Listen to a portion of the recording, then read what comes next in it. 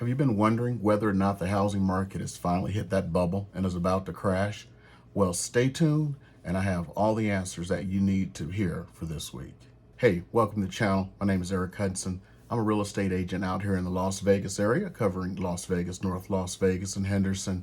And this channel covers everything about the Las Vegas lifestyle and the real estate market. So if you want to live, eat, play in Las Vegas, this is just the place to be. And if you have not subscribed, I would appreciate that, along with a like and of course a comment below that I will be more than glad to answer for you. Well, as you know, things have been very interesting lately. First of all, interest rates have gone up by quite a bit and have hit 6%, which is the highest rate that it's been in over a decade. On top of that, we have war in Ukraine. The stock market is going down. So I'm sure you are wondering right now what is happening and how does this affect housing and whether or not the bubble is about to pop. Well, as any of you know, the price of housing continues to go up and it seems like it's not stopping for any reason whatsoever. And a lot of people are saying, is the housing market about to crash? Is it going to level off?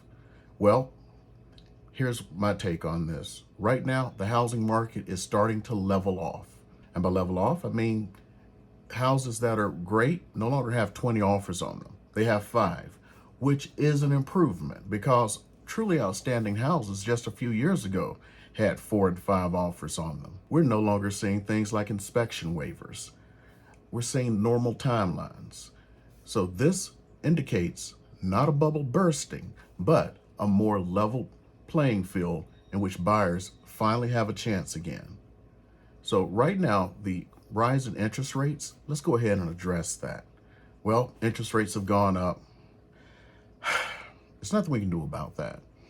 It doesn't look like they're going away anytime soon or going back down anytime soon, because the Federal Reserve has said they're going to continue to increase their interest rates in order to slow down the economy. Now, how does the interest rates from the Fed affect things? In reality, they don't. Mortgage rates are determined by the 10-year bond, but at this time, the 10-year bond yield is going up at the same time. So it is making it more expensive to purchase a home.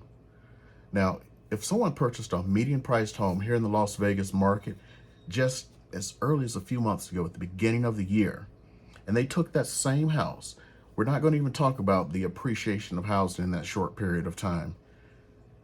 The interest rate difference between then and now is over $400 a month. So people who purchase a house right now will have $500 less per month to play with, which does affect the type of housing they may be able to go into. One of the things that continue to buoy the market here in the Las Vegas area is the cash buyer. So for most of this year and last year, cash buyers average over 30% per month. So almost a third of all buyers are in cash. And these are not the old traditional cash buyers who are buying houses penny on the dollar. These are people who are flush with cash, coming from places like California, where they may have sold their house in San Diego for $1.5 million that they bought for $250,000 25 years ago. And now they're bringing all of that money to Las Vegas so they can purchase a house with cash, or 2 or 3 houses. I've actually run across somebody who sold their house in San Diego and purchased 2 houses here, cash. One they lived in, one they rented out. It was a great option for them. So some of these people are doing that. That is really keeping the market up. We also have the iBuyers. The iBuyers are the corporate buyers. Now, it used to be Zillow. They're out of the market now, but we still have OfferPad, Open Door, and all the rest. And they are fighting for market share and relevancy. And right now, they're kind of do like certain companies did in the 80s. They didn't care if they lost money. Their overall goal is to be able to take that market share. And when things go in their favor, they now have your mind share. And that's what they're looking for.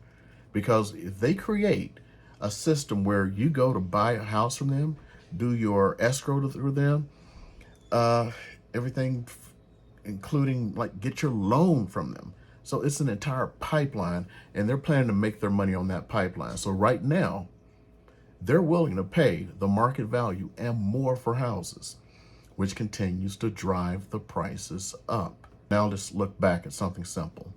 The last market crash we had was in about the 2007-2008 range. Here in Las Vegas, there were 24,000 homes on the market. 24,000. Right now, we barely have over 2,000. And in reality, that's even more than we've had. We actually have more houses coming onto the market right now. So the population has increased. It is significantly larger than it was back in 2007, 2008. On top of that, they're expecting over the next few years to add another 1 million people to the valley. I don't know if you've noticed, but the valley, Las Vegas, North Las Vegas, Henderson, outlying areas, we're surrounded by a desert. Do you know who owns that desert? Native American tribes, the federal government. So the only thing you can do is build internally from land that is within the city limits here, or you tear down old housing and build new housing. That's all there is. So if more people come to Las Vegas, housing will continue to be scarce over the next few years. So anyone who is sitting on the fence, sat on the fence, Humpty Dumpty, and he had a great fall. Because I can remember when the housing prices were in the 200s, I had people saying, I'm sitting on the fence because I know that the housing market is going to crash any day now. Then when houses were in the low 300s, I'm sitting on the market because I know the housing prices are going to crash any day now. Then they were in the high 3s, the low 4s. Now we're in the high 4s, approaching $500,000. And people are still going, I'm just going to sit on the sidelines because I know housing prices are going to fall any minute. I keep hearing it every year. Even when houses were just a little over $200,000, I had people going, oh my God, it's just so expensive. Interest rates were under 4%. Houses were $220,000. Oh, it's just too expensive. No one can afford that.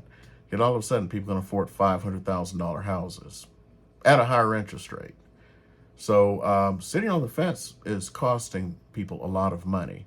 I've run across several people I've worked with just recently who decided to take themselves out of the market for a year until the craziness dies down. A couple of those people, when I look back, let me see, the average price of a house was, I don't know, under 400,000. Now it's close to 5. So they're coming back into a market where they could have got a house for 2.75% and bought a house under 400,000, but it was crazy. Now, if they get back into the housing market, they've got to pay 6% and almost 500,000 for the same house. I'm not going to say the C word. The next issue, inventory.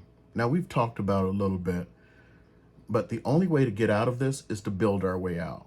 We're more than 4 million houses in the hole from where we should be now. And it's becoming harder and harder for the builders to build more houses because of material shortages. Now, it looks like some of these shortages are going to be alleviated hopefully soon. I mean, like the wood, you still got to pay $40,000 over if you want a C8 Corvette or something.